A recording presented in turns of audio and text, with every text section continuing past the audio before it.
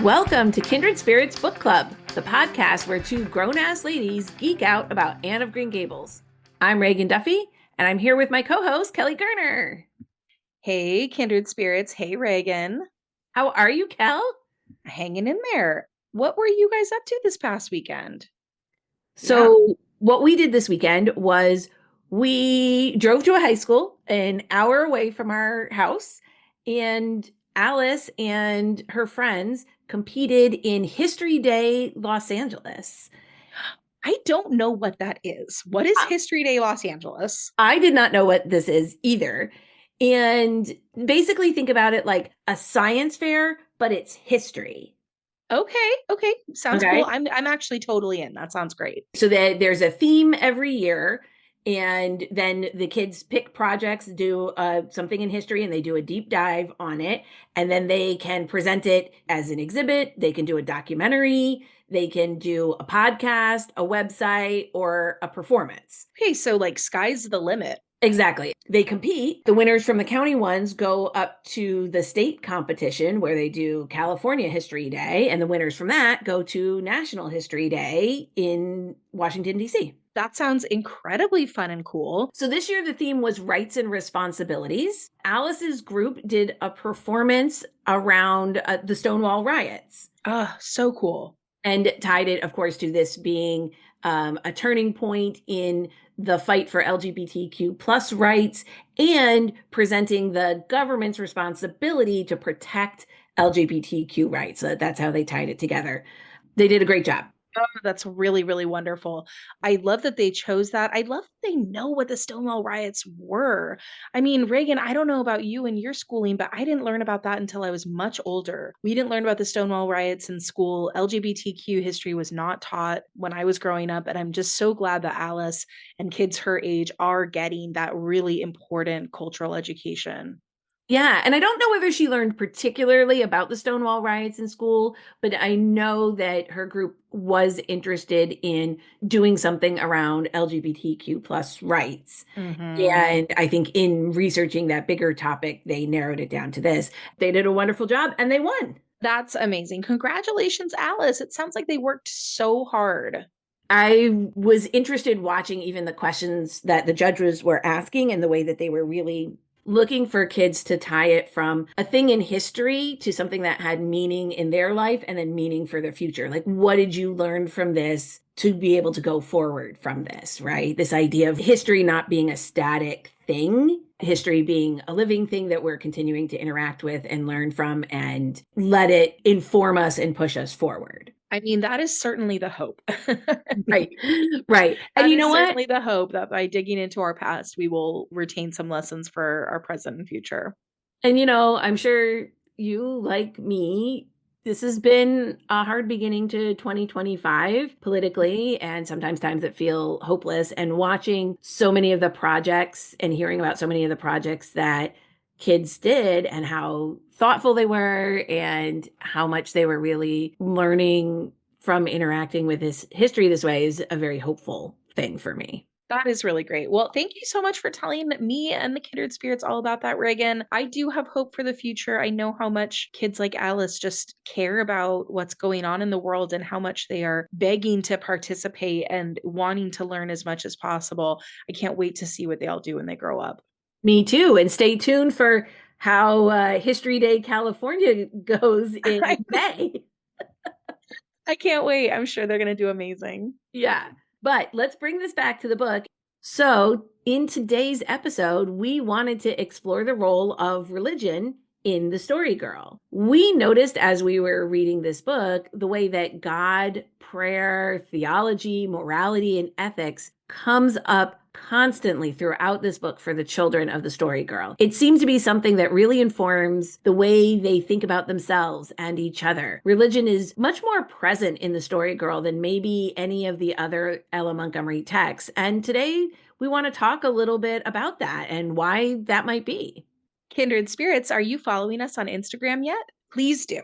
We have lots of fun sharing pictures, videos, and other fun stuff all about these books and the podcast. So we are kindredspirits.bookclub on Instagram, and we absolutely love hearing from all of you. So whether you email us at kindredspirits.bookclub@gmail.com, or if you DM us on Instagram, we will enjoy hearing your thoughts and opinions. Feel free to give us feedback or share your thoughts with us. And we do have a favor to ask. If you're enjoying the podcast, please leave us a 5-star rating and review on Apple Podcasts. Spotify and Pocket Casts also have the ability to rate podcasts and leave comments. So if you listen on any of those, please rate us 5 stars there as well. This really helps us be more likely to be promoted on those sites, and it lets other kindred spirits find us. So, moving into our episode, this episode, our kindred spirit is Peter, the hired boy without much of a religious upbringing, who nevertheless commits himself to finding a religious practice that makes sense to him, who commits to reading the entire Bible page by page, and thinks about what it might mean, who is making choices about religion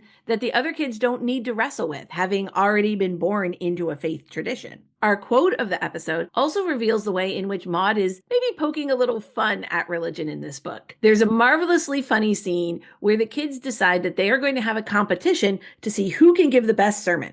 Our narrator, Bev, has worked very hard to make sure his sermon is the best. Here's how it goes for him. In the afternoon, we all repaired to the orchard, Bibles and hymn books in hand. We did not think it necessary to inform the grown-ups of what was in the wind. You could never tell what kink a grown-up would take. They might not think it proper to play any sort of game on a Sunday, not even a Christian game. Least said was soonest mended where grown-ups were concerned. I mounted the pulpit steps, feeling rather nervous, and my audience sat gravely down on the grass before me, and it fell horribly flat. I realized that before I was halfway through it. I think I preached it very well, but my audience was plainly bored. When I stepped down from the pulpit after demanding passionately if we whose souls were lighted and so forth, I felt with secret humiliation that my sermon was a failure. It had made no impression at all. "That was a very good sermon for a first attempt," said the story girl graciously. "It sounded just like real sermons I have heard." Such a sick burn from the story girl. Yeah, talk about damning with faint praise.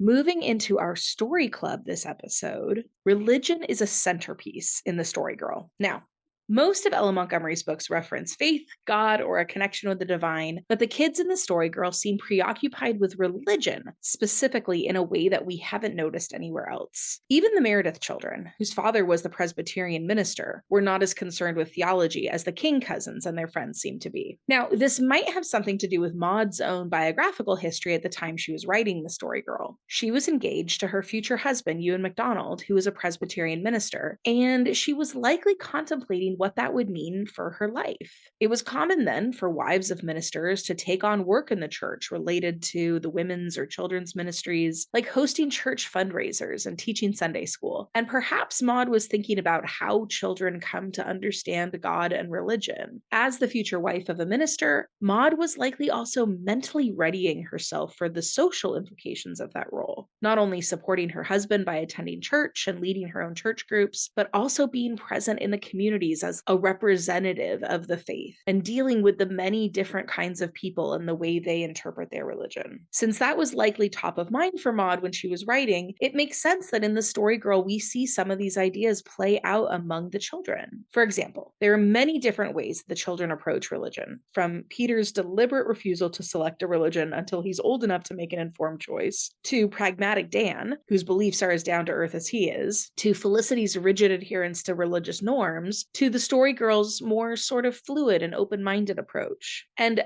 just one more thing we do want to point out before we jump in, though, is that neither of us are religious experts, and we might get some theological things wrong. We absolutely encourage you to reach out and correct us. You can always email us or DM us on Instagram. We absolutely love being in conversation with our listeners and learning from you. We are also not particularly religious ourselves, so our perspective on the role religion plays in our lives or the importance of a relationship with God, that's going to be pretty different from the characters in this book, and also it may be pretty different from yours if religion and faith plays a big role in your life. So if you have a different perspective on any of these topics than we do, again, we would love to hear from you. In The Story Girl, Religion plays a huge role in the social dynamics of life in Carlisle, Prince Edward Island, and particularly among the King family. Churchgoing is part of the fabric of life, and religion guides a lot of the social opportunities in town, like prayer meetings and taking up collections for foreign missionary work. And because religion is so omnipresent, there's no real option not to participate.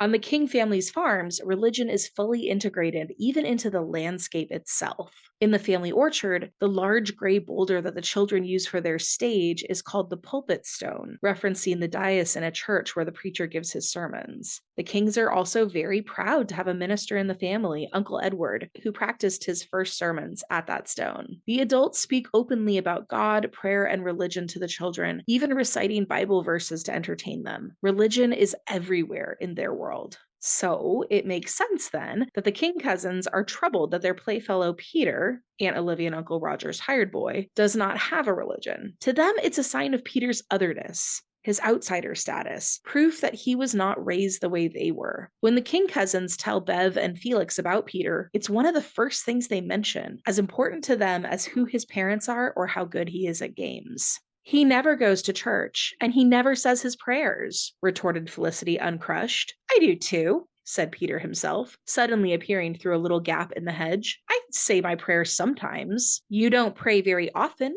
insisted Felicity. Well, God will be all the more likely to listen to me if I don't pester him all the time, argued Peter. This was rank heresy to Felicity, but the Story Girl looked as if she thought there might be something to it. You never go to church anyhow, continued Felicity, determined not to be argued down. Well, I ain't going to church until I've made up my mind whether I'm going to be a Methodist or a Presbyterian. Aunt Jane was a Methodist. My mother ain't much of anything, but I mean to be something. It's more respectable to be a Methodist or a Presbyterian or something than not to be anything. When I've settled what I'm to be, I'm going to church same as you. That's not the same as being born something, said Felicity loftily. I think it's a good deal better to pick your own religion than have to take it just because it was what your folks had, retorted Peter. Peter's relationship with religion, or lack thereof, also evolves into a very apt metaphor of the differences between him and Felicity, the girl he admires so much, and the girl who is determined to constantly reference the differences between them. Felicity is the insider in this book, the daughter of an established and well-regarded family, born into Presbyterianism and propriety. Peter is an outsider because he has a father who left and a mother who makes ends meet by taking in laundry and who has not had the privileges that the King children have had, among them a strong religious foundation. As Felicity would have it,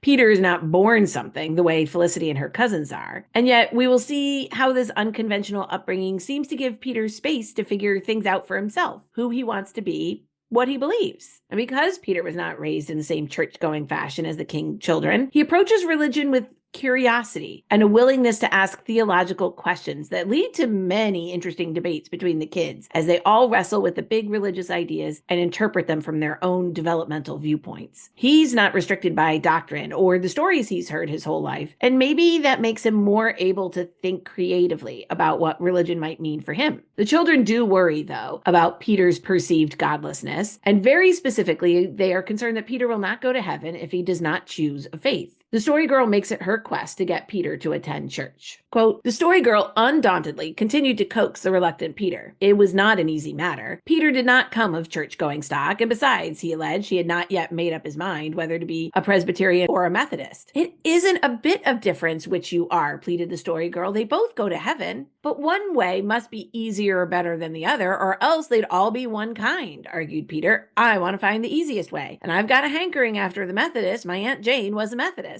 Isn't she one still? Asked Felicity pertly. Well, I don't know exactly. She's dead, said Peter rebukingly. Do people go on being just the same after they're dead? No, of course not. They're angels then, not Methodists or anything, just angels. That is, if they go to heaven. Supposing they went to the other place. But Felicity's theology broke down at this point. She turned her back on Peter and walked disdainfully away. Story Girl. Kelly's laughing already. The Story Girl returned to the main point with a new argument. We have such a lovely minister, Peter. He looks just like the picture of St. John my father sent me, only he is old and his hair is white. I know you'd like him. And even if you are going to be a Methodist, it won't hurt you to go to a Presbyterian church. The nearest Methodist church is 6 miles away at Markdale, and you can't attend there just now. Go to the Presbyterian church until you're old enough to have a horse. But supposing I got too fond of being a Presbyterian and couldn't change if I wanted to, objected Peter. I mean, this whole conversation, look at all of these theological questions they're grappling with right here. Right. They're so much bigger in a sense than these kids even realize, aren't they? Yeah. What is the difference between Presbyterians and Methodists? We still don't really know. We I know. tried.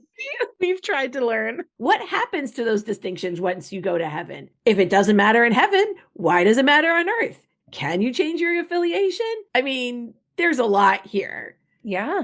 And even though Felicity gets frustrated with not truly being able to answer Peter's questions, the act of thinking deeply about what you've just absorbed from your upbringing is an important piece of not just growing up, but developing a more sophisticated and nuanced understanding of deep issues. It's actually very crucial to growth to have to question your own belief systems. It leads to more thoughtful engagement with morality in the long run. Well, it turns out the story girl does prevail, and Peter does attend church, not without some mishaps as he bursts into laughter during the collection on his first visit, but he eventually does join the Presbyterian congregation officially when Judgment Day looms. This only helps a little bit in regards to his estimation in Felicity's eyes, because she can never quite concentrate on prayer in church because she is so conscious of the hole in Peter's trousers showing when he stands. She cares more about the appearance of propriety in church and the class consciousness of Peter being a hired boy than about his immortal soul. But Peter's lack of religious upbringing does follow him throughout the book, especially in Felicity's mind. It's part and parcel with her constant awareness of class and of Peter not only being a hired boy, but the perception of her association with a hired boy. In the story girl, faith is so much a part of the structure of society as a whole that a newspaper even publishes a story about an American sect leader predicting Judgment Day. Now, this headline is pretty sensational. Quote, "The last trump will sound at 2 o'clock tomorrow." And the kids absolutely eat it up, certain that if it's published in the newspaper, it must be true. This is an interesting moment of reckoning for the kids, right? If the world is ending tomorrow, how should they spend today? Quote, "If I had known that tomorrow might be Judgment Day, I wouldn't have quarreled with you last Monday, Sarah Stanley, or been so horrid and sulky all week. Indeed, I wouldn't," said Felicity with very unusual humility. Ah, Felicity, we were all in the depths of our pitiful little souls, reviewing the innumerable things that we would or would not have done if we had known. What a black and endless list they made, those sins of omission and commission that rushed accusingly across our young memories. For us, the leaves of the book of judgment were already opened, and we stood at the bar of our own consciences, than which for youth or eld there can be no more dread tribunal. I thought of all the evil deeds of my short life, of pinching Felix to make him cry out at family prayers, of playing truant from Sunday school and going fishing one day of a certain fib. No, no, away from this awful hour with such euphonious evasions, of a lie I had once told, of a many selfish and unkind word and thought and action. And tomorrow might be the great and terrible day of the last accounting. Oh, if only I had been a better boy. Oh, Bev. They're all going through it at the moment. Bev, of course, goes right for regret, thinking of all the things he wishes he had done better. He's so convinced he will suffer repercussions for pinching his brother and skipping Sunday school. Felicity and the story girl are similarly concerned with their sins, and they make amends for all their quarreling. Cecily gives away her favorite forget-me-not jug to Sarah Ray. Bev opines that that must soothe her conscience in some way, although we aren't privy to why. Then the girls all dress in white. Sarah Ray, unfortunately, is crying because she doesn't have a white dress. And the white dress thing, I guess white dresses just seem more holy to them. Like maybe it's what they think of angels as wearing. I kind of have to laugh that the sartorial considerations came into play here at all. I know. I love that they worry about what are their holiest outfits. But I guess it makes sense. The girls spend a lot of time in this book debating which dresses are appropriate when. Right. When to wear your second best dress versus your first best dress. If it's okay to go hear a missionary speak when you're only wearing one of your school dresses. So why wouldn't you worry what you're wearing on Judgment Day? Well, I wonder if they think that that's the outfit they're going to like wear when they meet St. Peter or something like that. Yeah. Well, then you should be very careful about what you're wearing. All the kids are getting prepared. And in fact, Cecily, she even forgoes curling her hair on Sunday because she's worried about appearing vain. So all the kids are just making sure they have completely clean slates. Well, except for Dan, who doesn't really believe it's Judgment Day and mostly seems annoyed at how thoroughly everyone else has bought into it. Dan is our most practical and pragmatic of the kids, and accordingly, his theology is pretty down to earth as well. I will say though, I think it's really lovely that the children all want to spend their last day on earth together, in harmony with one another and in the family orchard. They all convene in a place that feels most heavenly to them. Perhaps not the holiest place, right? They don't go to a church, but it's the place that gives them hope for the life beyond. Doesn't that remind you of Anne and how she says that if she really wants to pray, she'd go into a big field or a forest and just look up at the sky and feel a prayer? Yes, absolutely. That's sort of the backdrop of the story girl. Religion as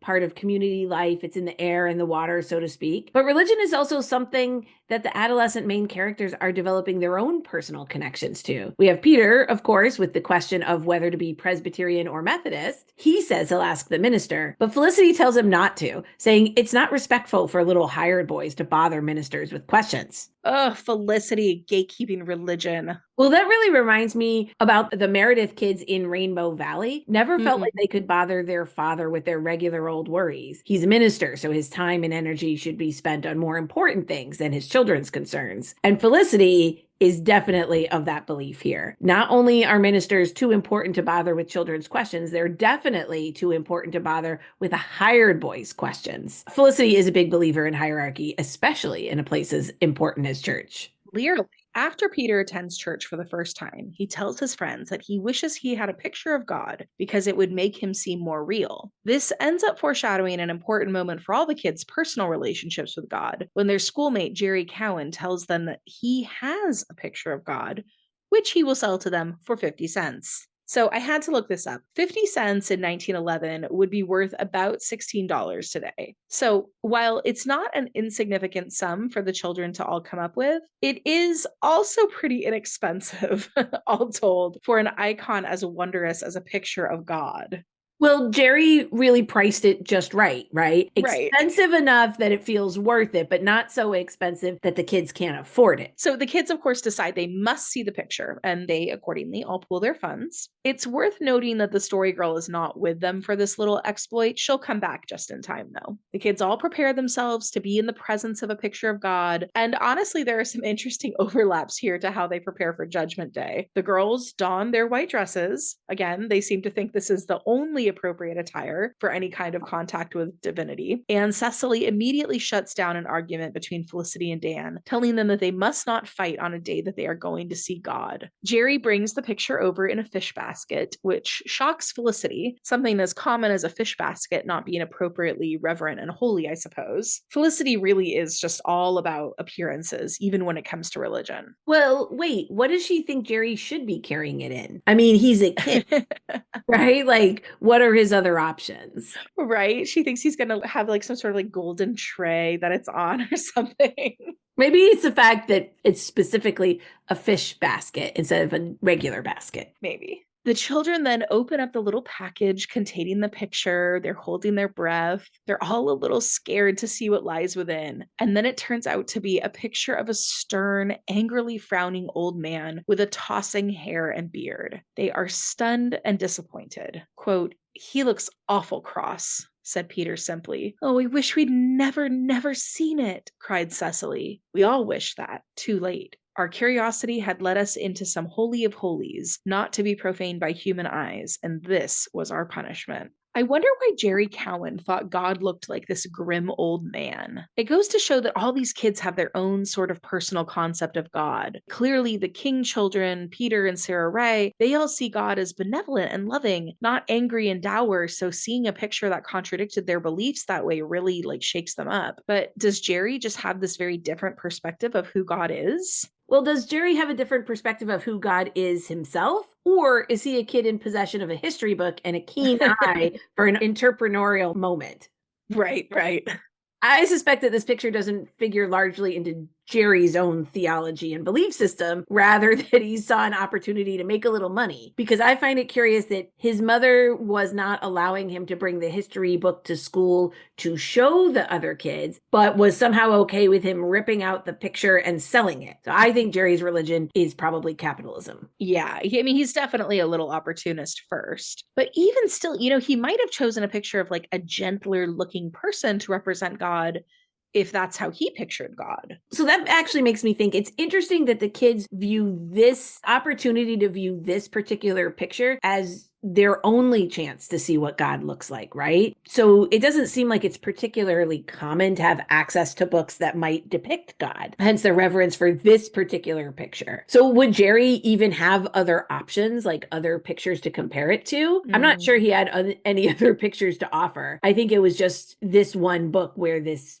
one picture was an option. I guess illustrated Bible stories weren't really a thing back then. No, that makes sense. Well, fortunately, the story girl comes home at just the right moment. Quote, "Whatever is the matter with you all?" demanded the story girl, appearing at the top of the stairs. "What is Sarah crying about? What have you got there?" "A picture of God," said Cecily with a sob in her voice. "And oh, it's so dreadful and ugly. Look." The story girl looked. An expression of scorn came over her face. "Surely you don't believe God looks like that," she said impatiently, while her fine eyes flashed. "He doesn't. He couldn't. He's wonderful and beautiful." "I'm surprised at you. That is nothing but the picture of a cross old man." We love her spunky conviction. The story girl knows in an instant that this is just a picture and couldn't possibly be the God she knows and loves. And I wonder maybe if this speaks to the story girl having a more like familiar relationship with God. She seems a lot less troubled with the religious propriety that guides Felicity and less worried about, the state of everybody's immortal soul than Cecily is. And so I wonder if she thinks of God as more approachable or more connected to herself.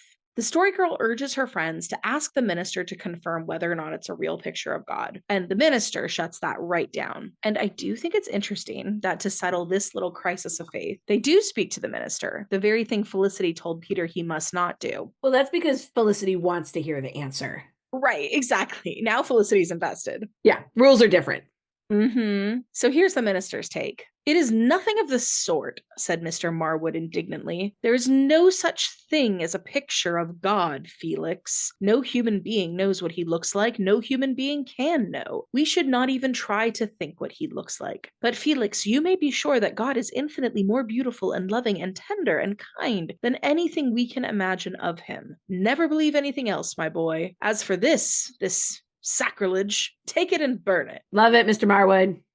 He shuts that right down. There's another moment later on in the book where we see that the story girl has a slightly different relationship with God and religion than her peers. This passage is from the Judgment Day episode when the kids are all gathered on what they are sure is their last day on Earth. And this whole Judgment Day scene is honestly a pretty good summary of each of their personal interpretations of God. Dan is whistling, quote, out of sheer bravado. He's pretty sure it isn't actually Judgment Day, but he's still a little nervous. Peter is deep in trying to figure out theology, reading the Bible intensely, and he bursts out that he hasn't solved the Methodist versus Presbyterians question because he can't find anything in the Bible about those denominations, which Felicity scornfully dismisses, while Cecily agrees that it is strange that the Bible does not mention them either, especially because at least one Baptist is mentioned. It's so funny, Cecily. She's like, well, there's John the Baptist. Why isn't there like Ray the Methodist?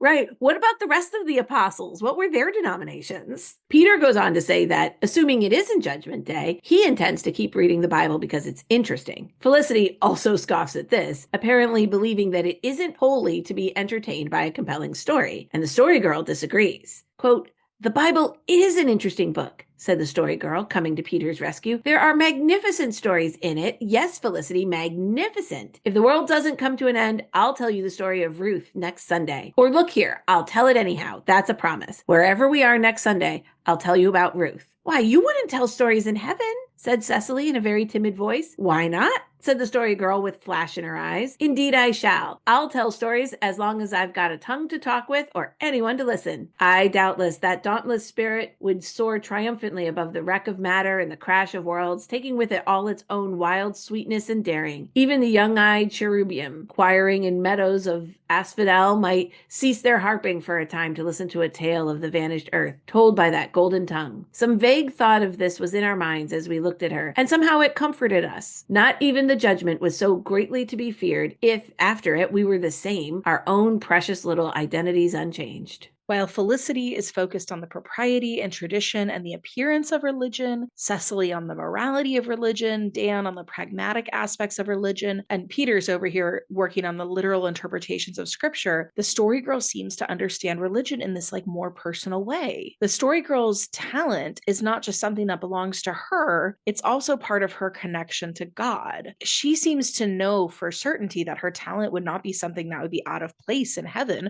Of course, she can tell stories in heaven. That might also account for her more sort of imaginative or expansive relationship with faith, right? The story girl is always the one who's most likely to support Peter's questions, while her cousins seem less comfortable or less willing to interact with any sort of uncertainty in matters of religion. This whole book is just full of the kids interacting with religion and solidifying their personal approaches to it. One way we can see that is when the kids use religion to guide their problem solving. We're thinking of the story girl's penance after she told Sarah Ray to disobey her mother, although penance is not prescribed in Presbyterianism. The story girl thinks the best way to express her contrition is to eat only bread and water, avoid playtime, and sit with a thistle at her back. She even muses about whipping herself and putting rocks in her shoes, but Aunt Janet shuts that one down. For the story girl, I love that Aunt Janet's just like, oh my God, I draw a line. You want to sit here and eat bread and water? Fine. But you can't whip yourself. And Aunt Janet is very specifically if you put rocks in your shoes, you will get holes in your stockings. So no, you're not making any extra work for us. Exactly. For the story girl, though, this is really about clearing her conscience. She feels guilty that she told Sarah Ray to disobey, and then Sarah Ray got sick. Now the story girl seems to believe that by injuring herself, she will atone for the injury she did to Sarah Ray. It reminds me of the ways that the Meredith children tried to punish themselves in Rainbow Valley's Good Conduct Club. They understood that punishment should not be pleasant, but they haven't quite calculated the proportional aspect of it correctly. Exactly right. In another instance, Cecily endeavors to play peacemaker between her sister Felicity and her cousin, the story girl, by invoking morality when the two girls are fighting with one another. Quote, neither argument, entreaty, nor expostulation had any effect on those two stubborn girls, nor yet the tears of sweet Cecily, who cried every night about it, and mingled in her pure little prayers fervent petitions that Felicity and the story girl might make up. I don't know where you expect to go when you die, Felicity, she said tearfully, if you don't forgive people. This is such a hot take from Cecily. She is literally saying that according to their faith, Felicity is at risk of not going to heaven if she cannot forgive the story girl. And when Cecily is unable to persuade Felicity to make up with the story girl, Cecily later tells Bev that she was praying for them to start speaking to one another again. One of many instances in this book where the children turn to prayer as a means to solve their problems. Quote, Dan said it was no use for me to bother praying about it. He said if they couldn't speak, God might do something, but when they just wouldn't, it wasn't likely he would interfere. Dan does say such queer things. I'm so afraid he's going to grow up just like Uncle Robert Ward, who never goes to church and doesn't believe more than half the Bible is true. Which half does he believe is true? I inquired with unholy curiosity. Oh, just the nice parts. He says there's a heaven, all right, but no hell. And I don't want Dan to grow up like that. It isn't respectable. And you wouldn't want all kinds of people crowding in heaven, now would you? Cecily is carrying the weight of her siblings' morality on her little shoulders. First, Felicity's stubborn refusal to forgive the story girl, and then Dan's pragmatic approach to prayer, saying that God wouldn't likely interfere with the girl's argument. Now, Dan seems to have this understanding that God will aid people with things that are outside their control, but if it's something that people can control, like whether or not they will forgive their cousin and start speaking to them again, then that's on the individual, not God. Pretty interesting take there. And despite the fact that Dan's view is dismissed by the girls, it does seem to me like a pretty thoughtful and mature take, rather than viewing God as sort of like a granter of magical wishes. And I have to wonder when Maud was writing this segment, who was she thinking about, right? When she wrote characters like Dan and Uncle Robert Ward. I wonder, was she judging them for their pick and choose approach to faith? Since Cecily is worried about Dan and Cecily is sort of the moral center of our little group of kids, I think it's a fair guess that Maud didn't think that that sort of cafeteria Christian's approach to religion was correct. I'm not 100% sure about that because now that I'm Mm. thinking about it, Cecily's approach, which is a little bit more by the book Mhm. and rigid and young, right? Like Yeah.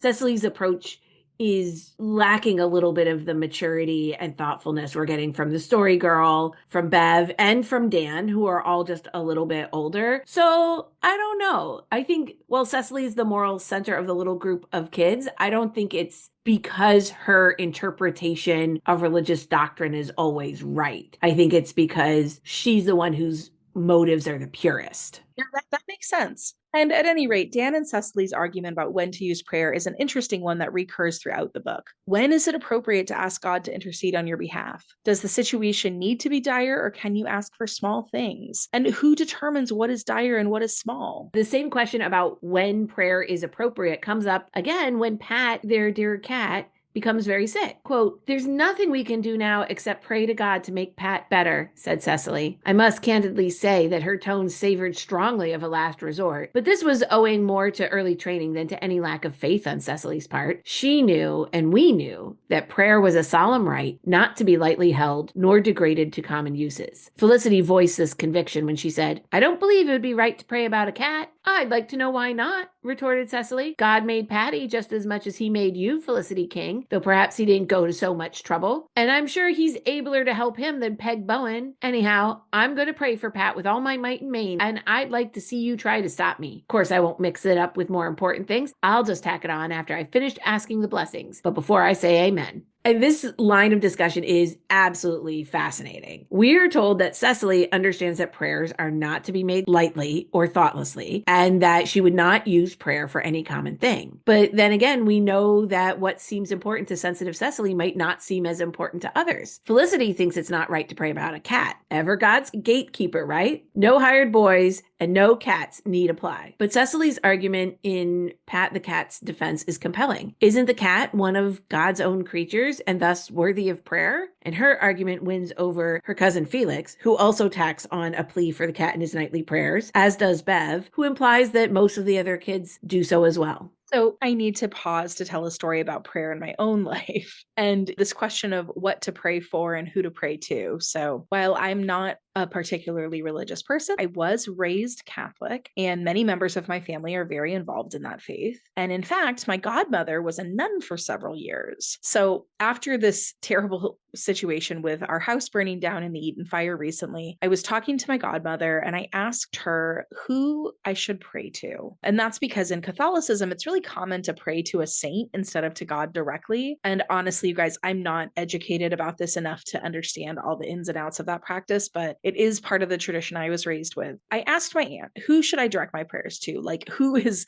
the patron saint of natural disasters? And interestingly enough, she advised that I pray to one of the less busy saints. And specifically, she pointed me in the direction of Saint Eusebius. Now, if you are not familiar with Saint Eusebius, I don't blame you. He is a 3rd century saint, not exactly someone that comes up in casual conversation, even among Catholics. And my aunt's reasoning was that he doesn't have anything better to do than answer my prayers.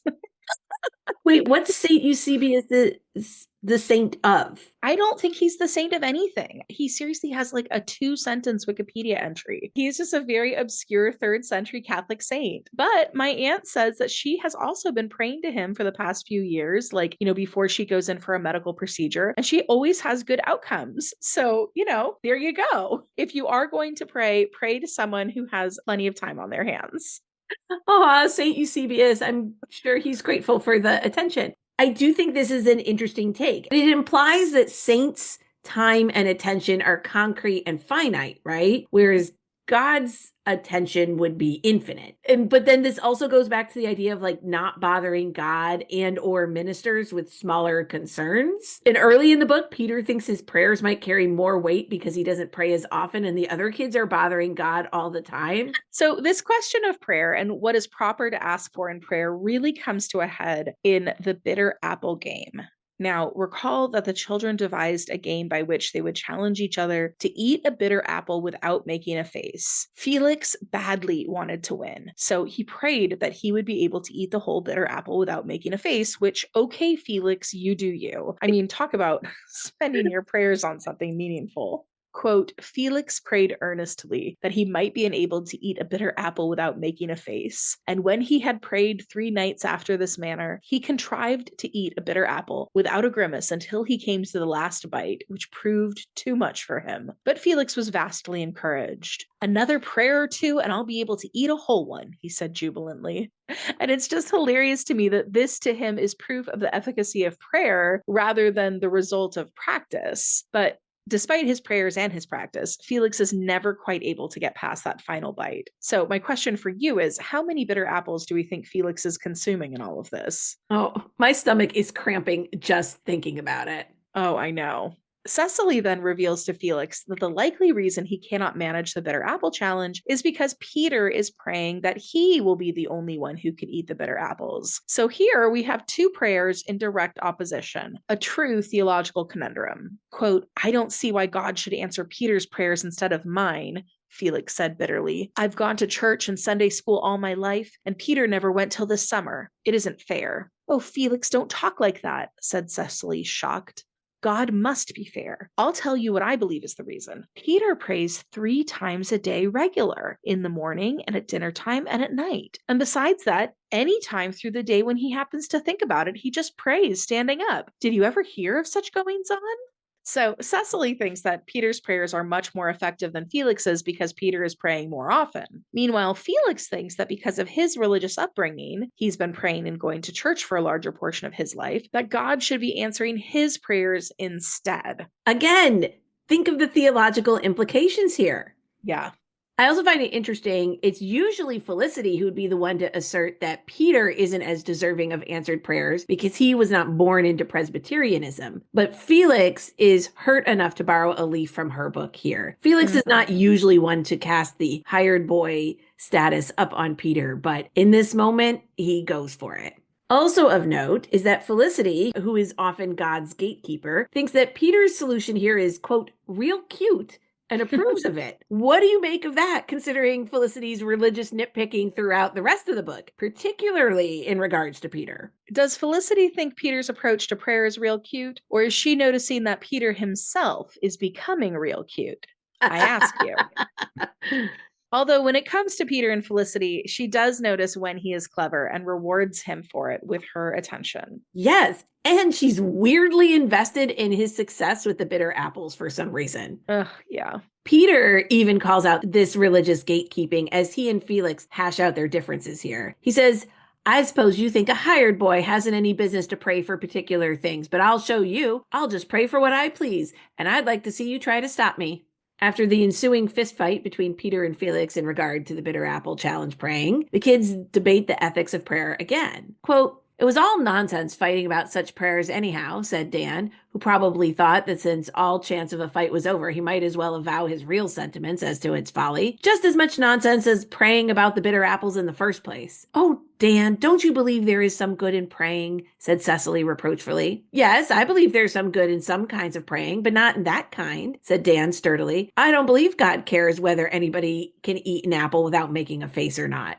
I don't believe it's right to talk of God as if you were well acquainted with him, said Felicity, who felt it was a good chance to snub Dan. There's something wrong somewhere, said Cecily perplexedly. We ought to pray for what we want, of that I'm sure, and Peter wanted to be the only one who could pass the ordeal. It seems as if he must be right, and yet it doesn't seem so. I wish I could understand it. Peter's prayer was wrong because it was a selfish prayer, I guess, said the story girl thoughtfully. Felix's prayer was all right because it wouldn't have hurt anyone else. But it was selfish of Peter to want to be the only one. We mustn't pray selfish prayers. Oh, I see through it now, said Cecily joyfully. Yes, but said Dan triumphantly. If you believe God answers prayers about particular things, it was Peter's prayer he answered. What do you make of that? What do you make of that indeed? I just love this passage because you can see the cousins working out the problem of prayer in real time. Does prayer work? What topics are appropriate for prayer? Is self-serving prayer ever appropriate? And what message is God sending you if he chooses one prayer over another? You can just picture kids at Sunday school asking these exact same questions. Yeah, this is all very interesting theological discussion here. And you know what I'm noticing as we're talking about this?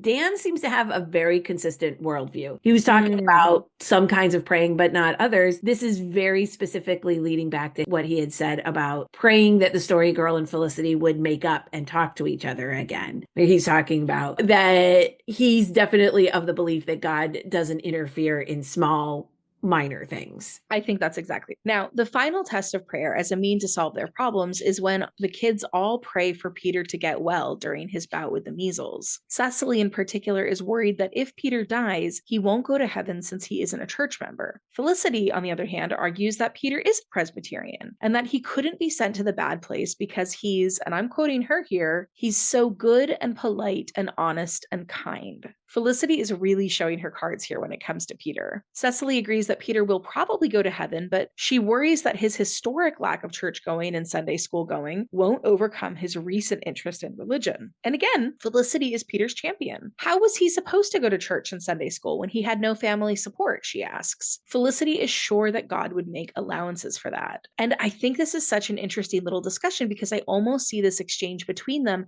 as their previous positions flipped. Cecily is now worried that Peter hasn't done quite enough in the eyes of the church, while Felicity is certain that his innate goodness will overcome the lack of formal religious training in his life. The story girl, for once, agrees with Felicity. She is sure Peter will go to heaven. She says that children always do. I kind of think this goes to show that all of Felicity's gatekeeping about religion previously is much more about her trying to assert authority with the other kids and be oppositional, and she's hiding behind propriety to do it. When the chips are really down, we see that Felicity doesn't actually believe everything she said before, and that she's got a better handle on the overall morality of religion than she's been letting on. Well, so the story girl's idea that children always go to heaven because they aren't grown up enough to go anywhere else is a really interesting one. And it probably would have been somewhat controversial at the time. In season 1 of this podcast, we talked a lot about how when Maud was writing these early books, childhood was only just beginning to be recognized as like a separate part of human development. For a lot of people, any child old enough to walk and talk was essentially just like a tiny grown-up, able to work and provide for the family same as everyone else, and also culpable for their transgressions in the same way adults were. So the story girl here is offering this like relatively progressive perspective that children simply cannot sin grievously enough to warrant any afterlife other than heaven. I think this is a much debated point in Christian theology even now. I started to do a little research, but I think this is kind of a theological rabbit hole, and I did not have the time and attention to give it its due. But I do think this is a thing that many denominations do not agree about. Oh, interesting. This book is just chock full of these really fascinating points. I mean, Maud was such a deep thinker about religion, and she's bringing us all of these different perspectives and points of view in the words of these children, right? It seems so palatable and easy to understand through their perspectives, but then when you really start thinking about what it means as an adult, it's really deep stuff. This is a really interesting book in this way. Yeah, for sure. So the children are distraught with worry over Peter, and again, they turn to prayer. Quote, "If only we could do something to help Peter," I said desperately. "It seems dreadful not to be able to do a single thing." "There's one thing we can do," said Cecily gently.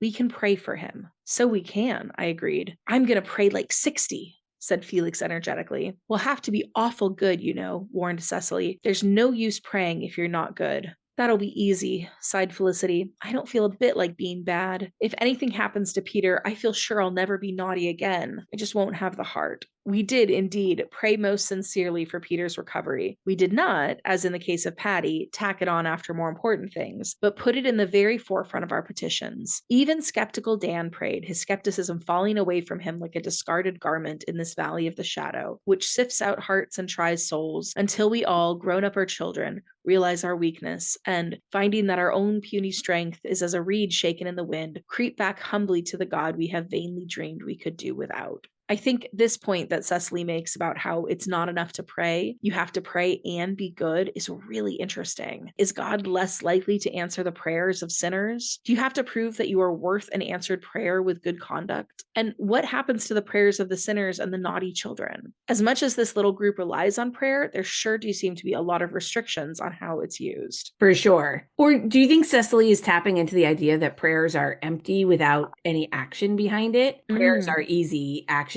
are what show you are actually invested, that you actually mean it. Kind of the difference between thoughts and prayers versus passing gun control laws, for instance.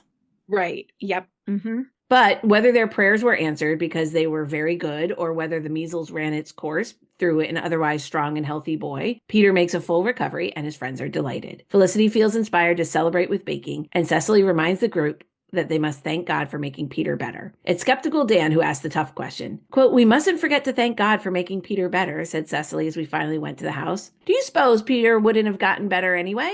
said Dan. "Oh, Dan, what makes you ask such questions?" exclaimed Cecily in real distress. "I don't know," said Dan. "They just kind of come into my head like. But, of course, I mean to thank God when I say my prayers tonight. That's only decent."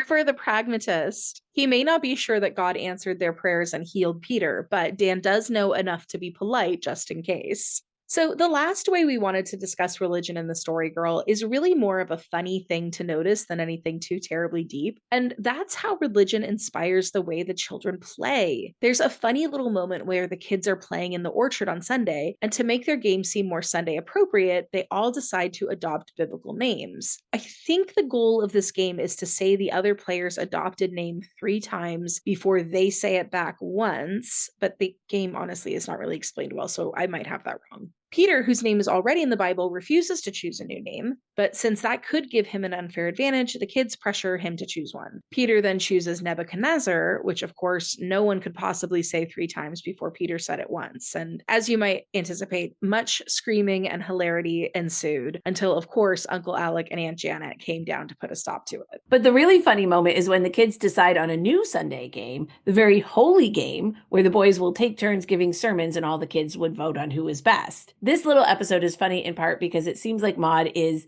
maybe satirizing some of the preachers she's heard in her day. Bev goes first, as we referenced in our quote of the episode. His sermon is thoroughly scripted, well planned, well rehearsed, including writing out every single place he should thump the pulpit for emphasis, and it goes down like a box of rocks.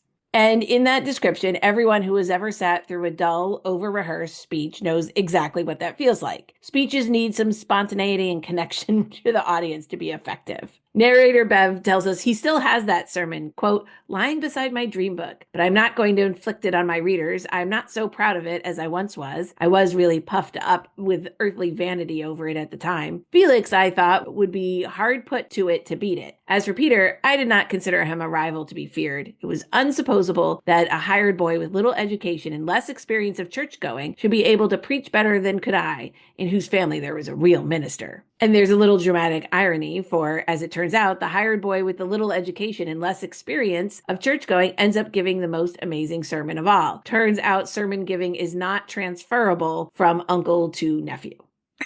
Peter gives his sermon without anything written, no notes, no script, not even a Bible to refer to. And the other kids are shocked, never having seen such a thing. Quote, "When Peter was ready to begin, he thrust his hands into his pockets, a totally unorthodox thing. Then he plunged in without further ado, speaking in his ordinary conversational tone. Another unorthodox thing. There was no shorthand reporter present to take that sermon down, but if necessary, I could preach it over verbatim. And so, I doubt not, could everyone that heard it. It was not a forgettable kind of sermon." You know, when you were about to listen to a speech and the speaker just sort of like gets like really casual about it all of a sudden, and then kind of like that sort of down home Southern lawyer thing. And then all of a sudden their brilliance just shines that much brighter against their humility. That is exactly the device that Peter is using here, and it works. Peter begins by choosing a banger of a topic, and he is going to preach on hell. Honestly, that's the first thing, is pick a riveting topic to begin with. He starts by listing all the things you shouldn't do if you want to avoid going to the bad place. And while some are good general advice, don't tell lies, don't murder, some seem oddly specifically tailored to his audience. Dan knows he's being targeted when Peter says you must not quarrel with your sister if you want to get into heaven. And Felix cries out, Amen, almost involuntarily when Peter instructs them not to make faces, because Felicity often makes faces at him. Peter then launches into a description of the bad place that is so vivid and mostly drawn from Dante, not the Bible, that it causes Sarah Ray to go into hysterics. She's so upset the adults intervene and end the game, much to everyone's disappointment, since Peter's sermon was so interesting. But none were more disappointed than Peter, who was deprived of giving the best part of his sermon, what you need to do to get into heaven. Let me guess, it includes pointed suggestions to Felicity, such as letting the hired boy escort you home from church. We will never know. I'd give good money to find out what Peter thought would get you into heaven. Seriously. I think that Maud must have heard some very interesting sermons in her day. I've been thinking about her sitting in a little pew in that church in Cavendish where we recorded our crossover episode with Brett and Dickinson of the Modcast. I can well imagine Maud listening to a sort of plodding, over-rehearsed sermon like Bev's, or a charismatic preacher's sermon full of fire and brimstone, and even maybe a sermon where the advice and strictures seem like oddly specifically tailored to the community who are listening. I'm sure she heard it all, and then she found this very funny way to poke some gentle fun at those ministers in this scene. Well, kindred spirits, I'm not sure if we answered any of your burning theological questions today, but we really enjoyed reading about how the characters in this book engaged with religion, faith, and morality. So for our Birch Path, Reagan, question, did you ever go to Sunday school as a kid? And if so, what was that like? No, we were not avid churchgoers. My parents were both lapsed Catholics. I did do 2 years of CCD classes when I was like third and fourth grade. And I think CCD is like intro to Catholicism classes for kids who don't go to Catholic school. It was just after school at someone's home like once a week. And I think it was primarily to appease my very Catholic grandmother. And it was part of a compromise after they had, I think, a throwdown fight when my parents refused to send us to Catholic school. I pretty much remember learning the Lord's Prayer and that we got to get ice cream on the last day. And that was the extent of my formal religious education, much to my grandmother's dismay, I think. So I did go to Sunday school when I was a little kid, but Sunday school for us was like for little kids because it was basically daycare while the adults were at mass, but it wasn't really a place for true religious education. Later on, I went to Catholic CCD classes in preparation to receive the religious sacraments. And, like you point out, those classes much more closely like resembled school. There were assignments and like school books and homework. And also, I just looked this up. Apparently, CCD stands for Confraternity of Christian Doctrine. And I will tell you, I'm absolutely certain that I have never heard it called anything other than CCD in my whole Catholic life. But for the kids in the Montgomery verse, Sunday school seems to be this like unique place where kids do receive a religious education on a Sunday that is at least somewhat serious. And it's also a space where kids can like ask questions and be guided by their teacher. We know from the story girl that Sunday school is separate from regular church service. It was something that the children of a local parish community would be expected to attend, and something the minister's family would be expected to provide. In the story girl, we know that the Sunday school teacher is a Miss Marwood, presumably either the unmarried daughter or sister of the minister, Mr. Marwood. We are told that she inspired great devotion among her pupils. Before Felix and Peter had their fight, Felicity tries to prevent it by asking Felix what he thought Miss Marwood would say about it. And of course, it was Miss Marwood's love of missions and missionary work that inspired the story girl to bring Peter to church. So we can see that Sunday school, especially when it's taught by a good teacher, was a centerpiece of children's moral and religious education.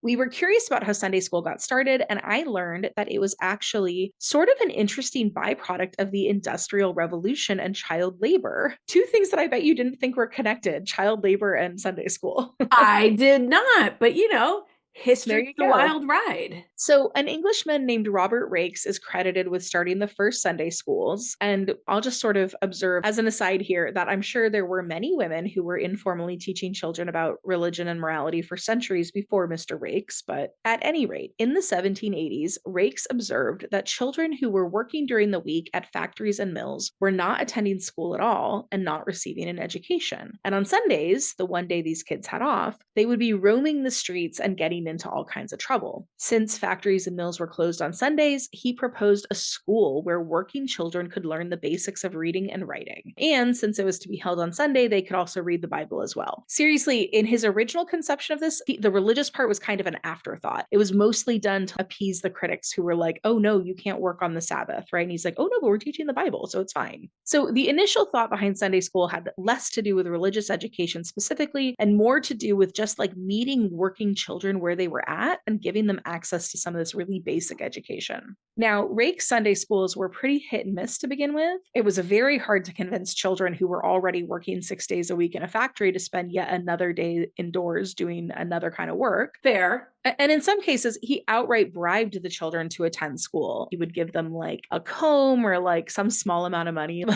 or some other like small little prize. And in other cases, there were reports that he used corporal punishment against children who missed Sunday school. So Sunday schools were pretty wild, as most of the kids were not used to schoolroom decorum, right? None of these kids had ever been to school. But over time, Rakes and his teachers were successful in providing these working children with like a rudimentary education. And in fact, for many kids, being at Sunday school was even preferable in a way to being cooped up in a small and overcrowded family home. So Sunday schools did become popular throughout England as they were clearly meeting an important need for the community. Now, these Sunday schools were far from perfect. For example, the corporal punishment I mentioned, and a modern criticism has also pointed out that since the aim of these schools was to teach working children from poor families, their lessons were by design extremely limited. These kids were taught to read the Bible and they were taught to be grateful for their work, but they were not taught to think critically. They weren't taught science, history, or math. And in some schools, they were barely taught to write anything more than their names. But in spite of this, Rakes' Sunday schools are sometimes credited with being the precursor for all free public education. Okay. So, we'll give the man his due for sure. Right. It was like a mixed blessing. It certainly served a need at the time, and it's evolved into sort of our current concept of public education being available to all kids, but it had a rocky beginning. But since Sunday schools were seen as a successful and popular social program in England, they did catch on in North America. Interestingly enough, though, while the English Sunday schools were directed toward poor and working children, in North America, Sunday schools were available to children of all social classes. And to be honest, I didn't research this topic thoroughly enough to know exactly why that last shift occurred when Sunday schools crossed the pond. And it is something I'd want to understand a little better. It's just like a totally different dynamic when this is something that all the kids are participating in versus just kids from poor and working families. But at any rate, by the 1820s, many Presbyterian and Congregational churches in Canada also had a Sunday school program for the children of the community. And in those early decades of the 1800s, Sunday school was much like Rakes' model of Sunday schools. The children were taught to read and write, they were given some rudimentary education, and they studied the Bible. But by the middle of the 1800s, public school was more broadly available in Canada, and Sunday schools were no longer needed to teach the basics of literacy. This was also a time when people were beginning to understand the problems of child labor and the problems of treating children like tiny adults instead of recognizing childhood as its own unique developmental phase. So this is when we see this really interesting shift to Sunday schools as being a purely religious instrument. The goal shifted from basic literacy and convincing children to be religious to nurturing a lifelong relationship with Christianity and fostering children's engagement with the church. Basically, they were trying to create this sort of like more invested congregation. To that end, Sunday school teachers received specialty training. They also like attended meetings and set up regional conferences for themselves, and they worked together to develop best practices for bringing religious education to children. Even more interestingly, these meetings and trainings and conventions for Sunday school teachers were attended by teachers of many different Christian faiths. In Canada, there were conventions that hosted Presbyterian, Methodist, Baptist, Congregationalist, Church of England, and even Quaker and Mennonites who would all come together to learn teaching techniques. Oh, I love that. What a great thing that the important thing is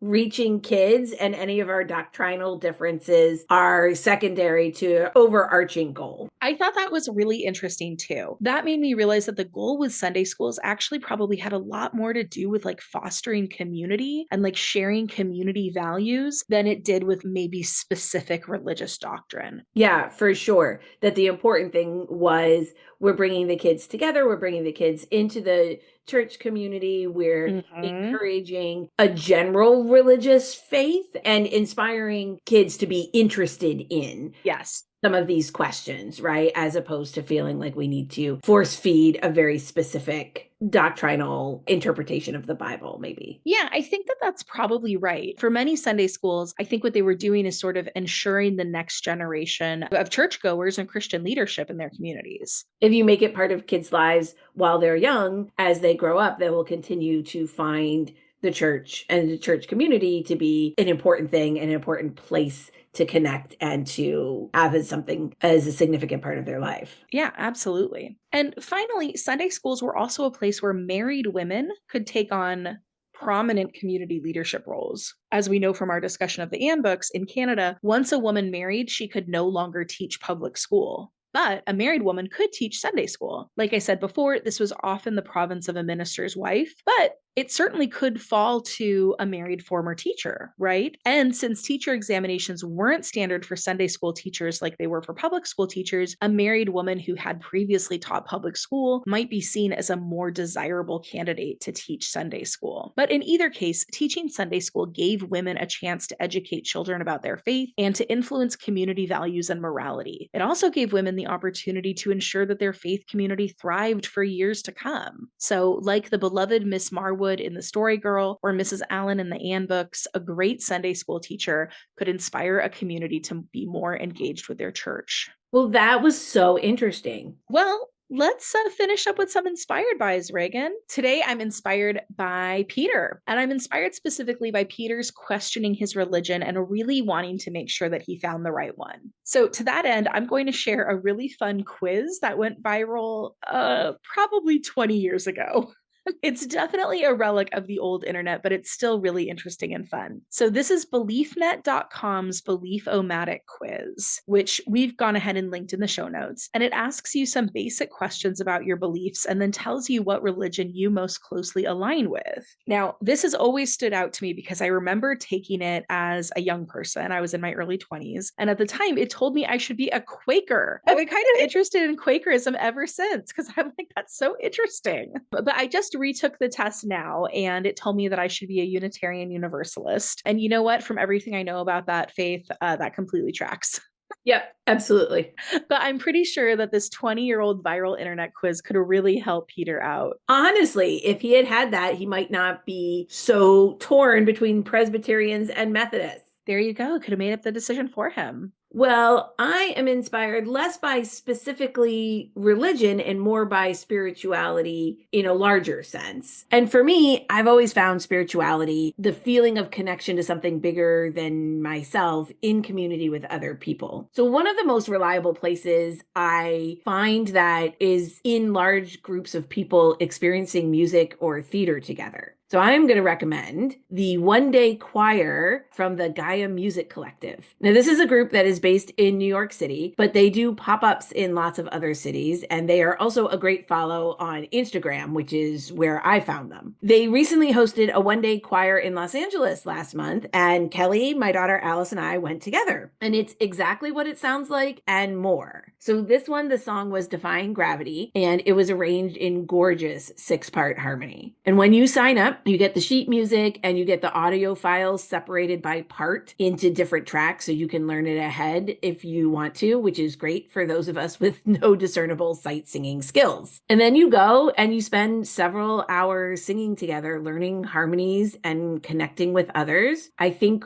the day that we went, it was over 200 people. Yeah, it was a big group. And our choir leader did so many lovely exercises with us to get in tune with listening to each other and tuning into him and to the group as a whole. And it was so powerful.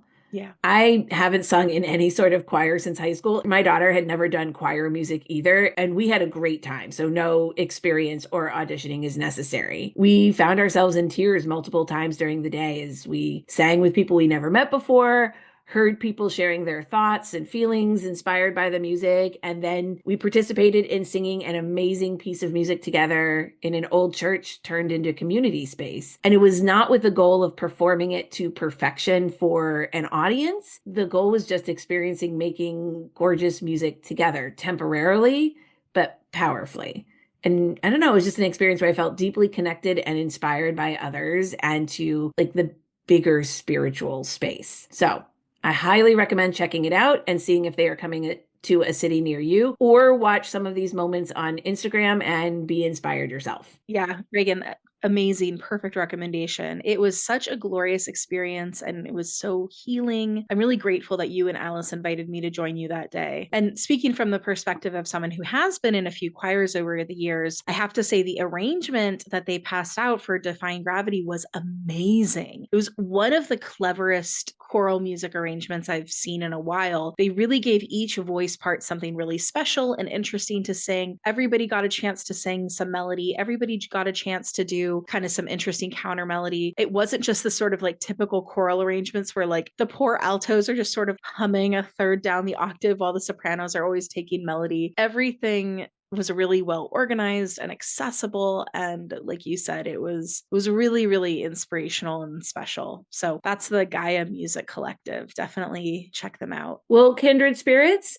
thank you for being here. Please join us in 2 weeks for another episode of Kindred Spirits Book Club. We will be joined by an incredible guest that we cannot wait to introduce you to. Be sure to subscribe to Kindred Spirits Book Club wherever you listen to podcasts so you never miss an episode. And don't forget, you can still get a free Kindred Spirits Book Club sticker by leaving us a review or sharing about us on social media. Just email us or DM us on Instagram to tell us that you did. Thank you so much for listening, Kindred Spirits. Thanks, Kindred Spirits.